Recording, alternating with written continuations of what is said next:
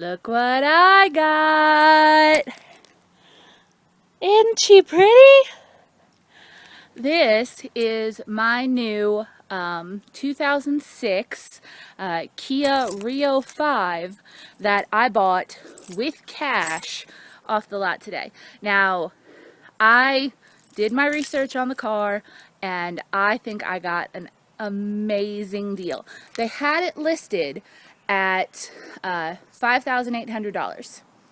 I came in, I told them the max I could do was $3,500.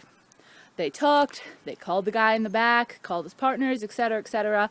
I took it out for a test drive, and when I came back, they said, yeah, we can do $3,500 cash.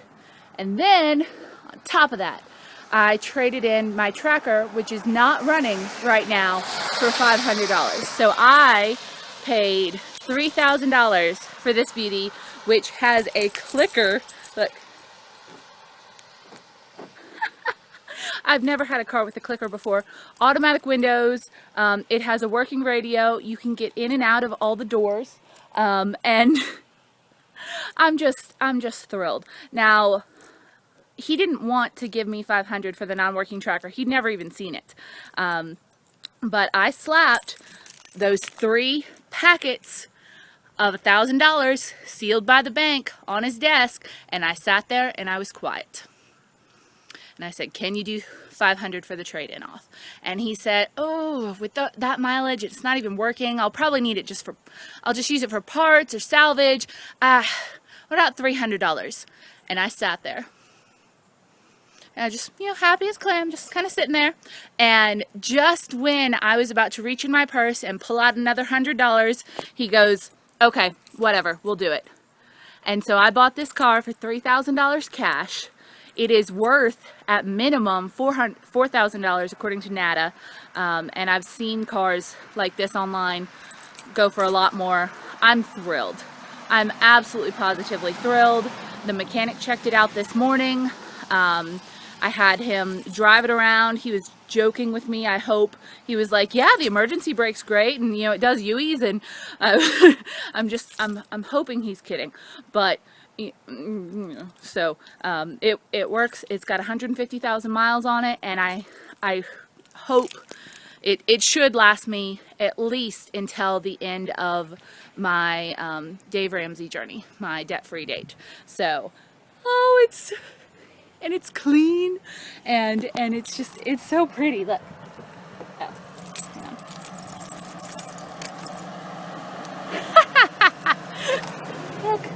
Look how pretty. And it's clean, and it's little, and it's smaller than anything I've ever driven, but it's a little hatchback. But I think it's going to work for me and Ro for a couple years, and it's red. So I'm happy as a hog and slop. My country's coming out a little bit. So thank you all for all of your advice and support as I was searching for a car. It was really hard this past week not having one. I've bummed rides. They never did get a rental in this town. I could not get a rental other than a 25-foot U-Haul truck, which I just thought was asking for trouble. I didn't want to have to drive that around, so I've been walking to work in this awful weather, but I have a car now, got wheels. I'm thrilled. So thank you again for all of your support, and I didn't have to take any extra money out. I am going to have to refund my emergency fund now, because I took the $2,000 I had in my car fund and $1,000 out of my emergency fund, and that's what I used to pay for this. But I was going to put $904 towards my student loan debt this month, and that's what I had accumulated extra from everything, and I'm not going to put it towards my student loan debt. I'm going to use that to refund $904 of my emergency fund. So next month I'll put $100 for it, and I can get right back on the debt payoff journey. It is not as bad as I thought it was going to be.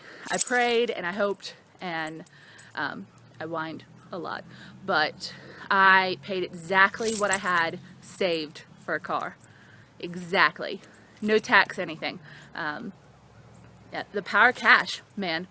I could not have gotten this deal if I was financing it. I guarantee freaking to you. It was the power of that green money, 1,000, 2,000, 3,000, laying on the table. And he saw it and he took it. It was over. This was supposed to be a nearly $6,000 car. I got it for $3,000. I'm thrilled. So tell me your car success stories. I've heard a lot of your car like terror stories. And I felt for every single one of you, because obviously I'm in that position right now. But I have a car now, so I'm gonna call and get some insurance on it, because yeah, that's a good need thing. All right, I'll see you guys later. Bye. So here's the thing. You can pay for a car in cash. You can save up for it. Now, I did buy my last car in cash, but that was a settlement from when someone hit my car when it was parked. This time, my car just broke down. There was no accident report to file. There was no money that I could have gotten.